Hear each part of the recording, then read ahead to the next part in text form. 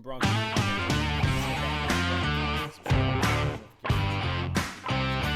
Appreciate y'all coming back.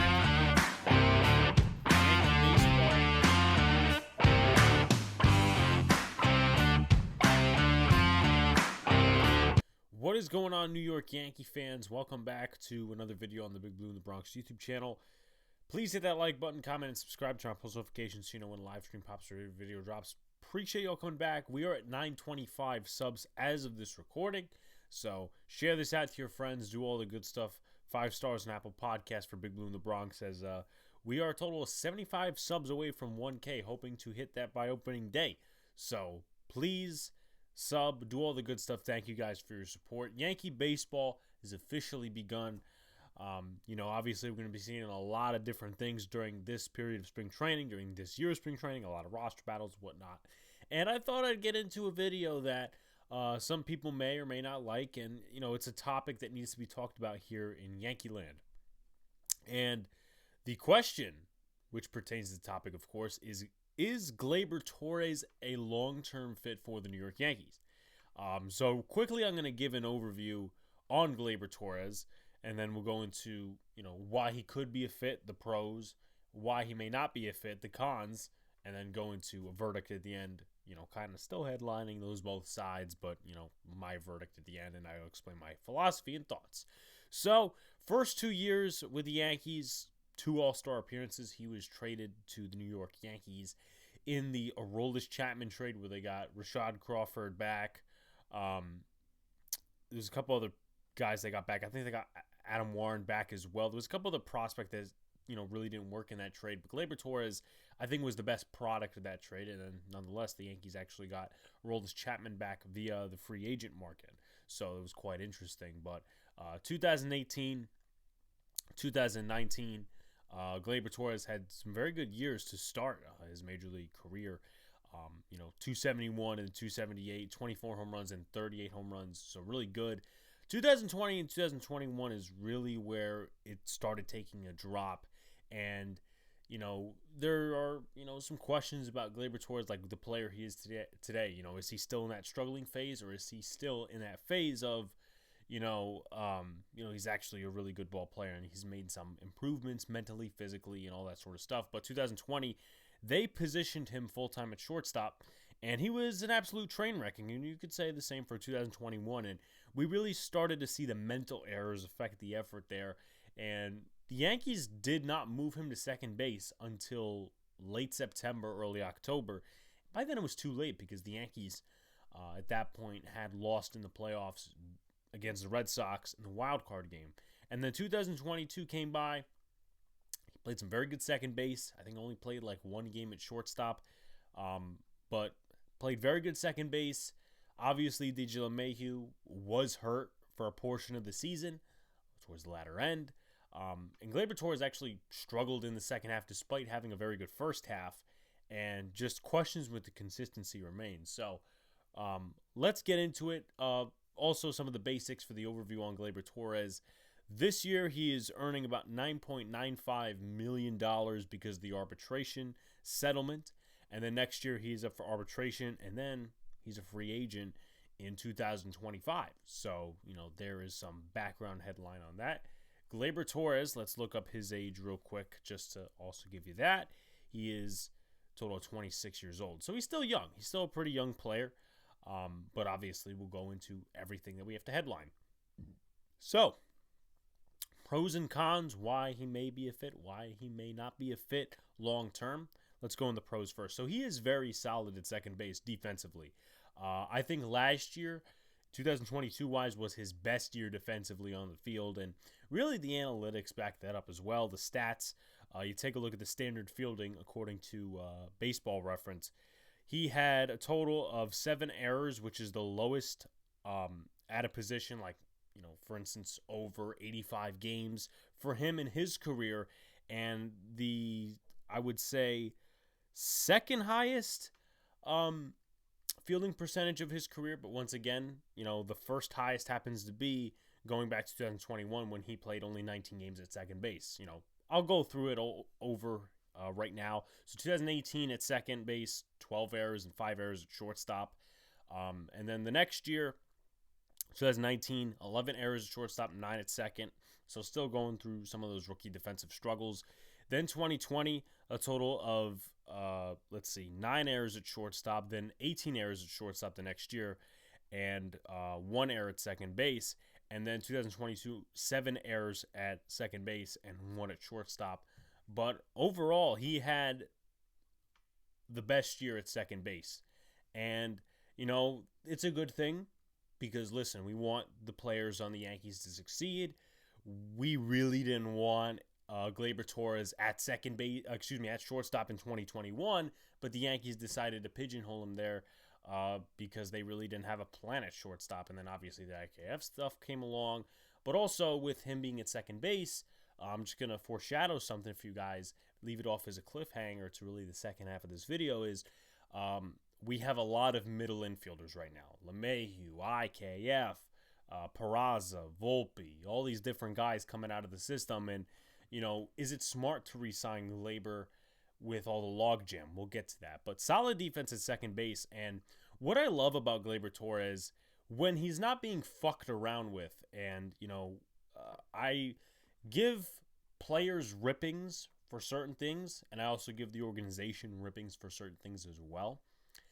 I think the Yankees deserve ripping into, for kind of destroying GLEYBER TORRES. Not destroying, that's kind of a major terminology right there, but kind of fucking with him, if you will. They're trying to make him into this pull hitter, and they have been trying to do it the last few years. But I could give you a straight up example that he hits very good opposite field. Center field and right field are where he hits the best. For instance, let's go to the splits, right? So opposite field hitting, 379. Center field hitting, 336. And 2022 for the left field, which would be pull hitting, 313. Now, obviously, it's kind of skewed because it's not, it's getting a ground ball to this or, this, that, and the other thing. You actually have to make contact with the bat in order for this stat to be recorded. But 313 to left, 336 to center, and 379 to right field.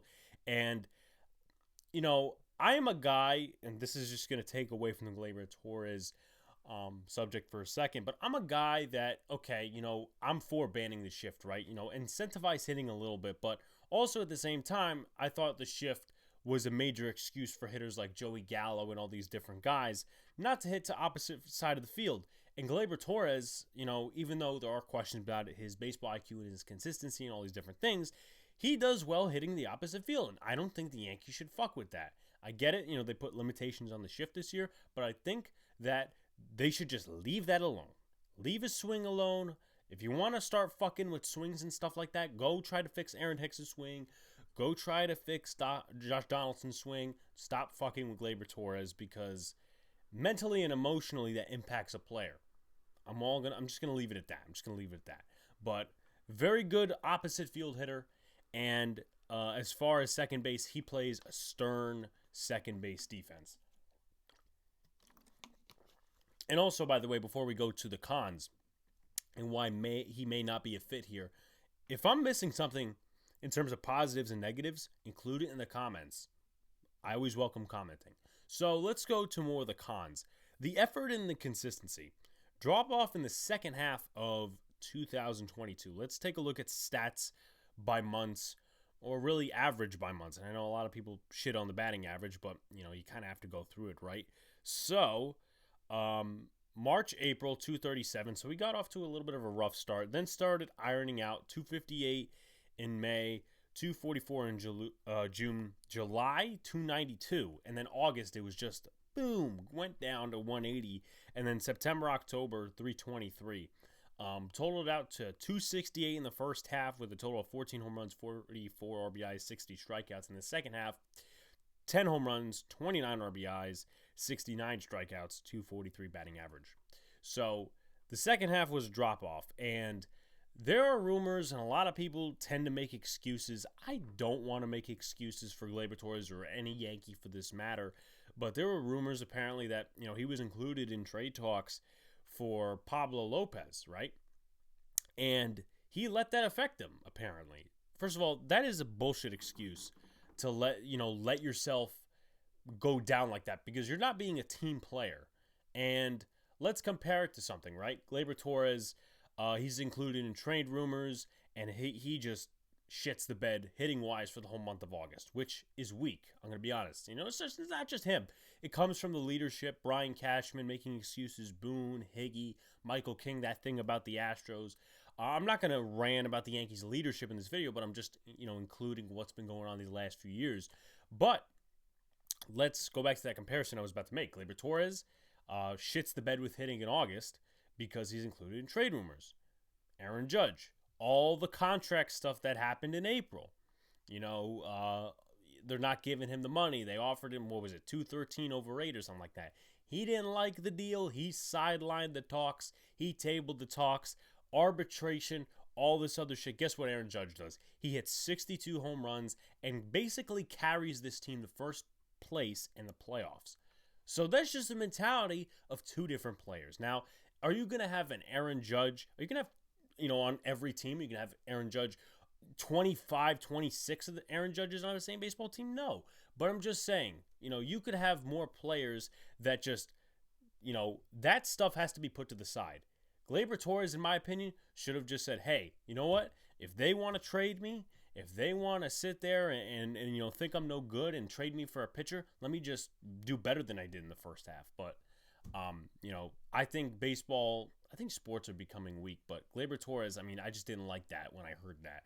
But also as well, sometimes in the last few years, really since 2020, his effort has been a question. Running down the first base line. There was that one play, I think it was against the Braves, or it was late 2021, and then, he made a bad play, and then Aaron Boone comes out, he feels bad about it. Like, this isn't, you feel bad about stealing somebody's lunch or stealing somebody's lunchbox. This is on the field. It is a results-based market. It's the New York market, which we'll get into in a little bit. Well, it's kind of mixed in, actually, with all the cons. And another thing that I really don't like about Gleyber Torres is the baseball IQ. I think it can be off at times. Swinging. We've seen him multiple times swing at 3-0, swing at 2-0. Like, I get it. You got the green light on 3-0. Though, if you're Aaron Judge, I think that's the only player on the Yankees that should be getting a green light throw. Maybe Giancarlo Stanton. But swinging 2-0, if you have ever played the game of baseball, you know to take 2-0. You know to take 3-0. 3-1, you have to take as well. You look at the splits. The averages aren't great. 3-0, well, actually 3-0 I think is solid for him, at least of 2022. But 2-1 and 2-0, the averages aren't great there. So I think that's a matter of baseball IQ. And listen, you could it's kind of like a Julius Randle thing as well. And I'm not going to sit here and compare Gleyber Torres to Julius Randle. But, you'll have an uptick of play, but also that lack of baseball IQ can kick in and really just shit the bed for everything else good that you have done. But to be fair, Gleyber Torres does have a lack of baseball IQ. Some players just don't have it. Pressure. I think that the pressure obviously has gotten to Gleyber Torres at times. Obviously he's played well over the last few months, statistically and all that. But 2020, 2021, those are just not good years for Gleyber Torres, and we still don't know what type of player Gleyber Torres is in a way, because 2018, 2019, that was great, right? That was a great showcase. 2020, 2021, terrible. First half of 2022, great. Second half, not so good.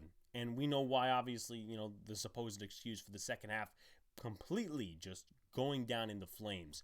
So, and the question is for the Yankees, do you really want to keep this guy around with the logjam in the infield? Now, Gleyber Torres, obviously, he plays second base, and that's where he's positioned. The market for second baseman probably going to be, and I'm not in tune with the market at second base and in the infield and all these different things, but I would imagine something between 10 to 17 mil per, all right? And the question is, do you really want to pay him when you got DJ LeMahieu, right? DJ LeMahieu's earning $15, $16 million a year to play second base, and right now he's the supposed rover. And it makes sense, but it doesn't, because you could compare Josh Donaldson, who's earning 25 per, to DJ LeMahieu, who's earning 16 per. but it still doesn't make sense because DJ LeMahieu's not making bench money. He's making legit money. That's why the Yankees signed him to a contract extension. I've heard all these different things. Sign Gleyber to an extension and move DJ over to first. But what if you want to go get Murakami, right? If anyone hasn't heard that name, Murakami is a lefty hitter. He's coming out of Japan in 25. He can hit to all, areas of the field, left field, right field, center field. He's a great hitter overall. So, why would you want to just pigeonhole DJ LeMahieu into one position? And I know that's kind of hypocritical with the second base conversation, but you take LeMahieu out of it. You take IKF, which IKF isn't long-term for anything. They want Peraza at shortstop, at least for right now. What are you going to do with Volpe? You going to move him over to third, or are you going to move him over to second? Either way, I just don't see a fit for Gleyber Torres. There's rumors that, Volpe could actually be a long-term second baseman in the future. And everybody thinks Volpe is going to be this Derek Jeter type, this great hitter. And listen, we'll see what happens with Anthony Volpe. I wish him luck in the big leagues. But is it just worth it? When, for example, you could go to the trade deadline, or you could even do it before the trade deadline, collect a pitcher, collect a left fielder. I mean, I've been hearing all these things. The Yankees just have to wait to the deadline to get Ian Happ. And then people say, I don't want to trade Gleyber Torres. Well, I mean, it's not your decision. It's not my decision either. But, you have to trade some assets to get the needs, like the left fielder and the starting pitcher, whatever. So, pros, solid defense at second base, awesome opposite field hitting. Negatives, effort and consistency drop off in 2022, 2021, 2020, bad years. Baseball IQ, pressure on him. And I feel, and I'll make this one last comparison before we end off this video. And I don't think I've even given my prediction yet. My verdict basically is I don't think Gleyber Torres is a long-term fit here. And I'll end it with this comparison. So maybe you guys are Rock fans. Maybe you guys aren't. Maybe you guys, are just not that much in tune with it. So, for instance, you had the Beatles, right? They were a great band in the 60s. Lennon, McCartney, Ringo Starr, George Harrison. So you had the top two guys in Lennon and McCartney, top songwriters, probably the best duo of songwriters that there ever will be in terms of music, record selling, all that sort of stuff. And everyone was just so focused on them that they didn't really focus too much on George Harrison's writing, like the stuff that he made. Same thing with Ringo Starr. There's a couple of different songs by them that were actually written by those two other guys that are actually really good. But once the Beatles broke up, they just had more freedom to do what they did.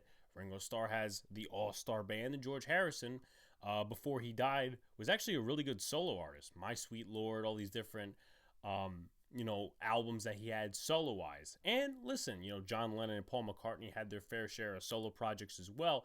But my point is, even though that some of you may not get the references, I think Gleyber Torres would be best on another winning team, or even in a smaller market on a rebuilding team, or just a mid-team without the pressure, and where he could be one of the more focused on players just in a smaller spotlight. I can't say Pittsburgh because Pittsburgh has a lot of infielders. So maybe Kansas City, maybe Seattle. There's a couple other places that you could put on the map for Gleyber Torres, but I don't think he's a long-term fit. If they want to make Volpe work, and they want to make Peraza work, and they want to go through with this youth movement, I just don't think Gleyber Torres is a long-term answer. Comment if you disagree. Comment if you agree. And all that sort of good stuff. More Yankees content. Road to 1K still continuing. We're going to be doing some spring training games over the course of these next few weeks before opening day. And we'll also be doing progress reports on the Boys in the Big Apple podcast. But appreciate you guys. See you later.